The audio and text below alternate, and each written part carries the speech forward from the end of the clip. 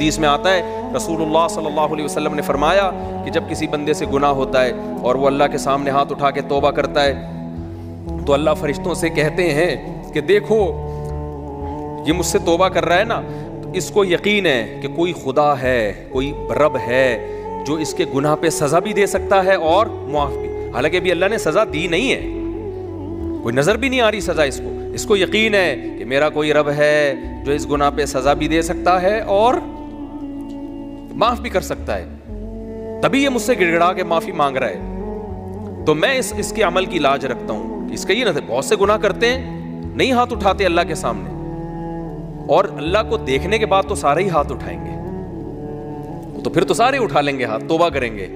اللہ کہہ رہے ہیں دیکھا نہیں ہے اس نے، میری آیات پر ایمان لایا ہے، میری نشانیاں دیکھ کر، میرے پیغمبروں کی دعوت پر لبیک کہا ہے، تو اس عمل کی لاج رکھ کے میں اس کی توبہ کو قبول کروں گا۔ حدیث میں آتا ہے پھر وہ دوبارہ گناہ کرتا ہے، پھر دوبارہ اللہ کے سامنے آ کے معافی مانگتا ہے، اللہ کہتا ہے دوبارہ گناہ ہو گیا، پھر معافی مانگنا اس کی علامت ہے، اس کو یقین ہے کہ میرا کوئی رب ہے جو گناہوں پہ سزا بھی دے سکتا ہے اور جزا بھی دے سکتا ہے، معاف بھی کر سکتا ہے، تو پھر یہ معافی مانگ رہا ہے۔ نبی صلی اللہ علیہ وسلم کی حدیث کا مفہوم ہے 70 دفعہ بھی کوئی گناہ کر کے 70 دفعہ توبہ کرے گا تو اللہ اس کے اس جذبے کی لاج رکھ کر اس کے گناہ کو معاف کرے گا۔ اس کا مطلب یہ نہیں کہ آپ 70 دفعہ گناہ کریں، مقصد ایک سمجھانا ہے کہ توبہ میں تاخیر نہ کریں۔ تو اللہ معاف کیوں کر رہا ہے؟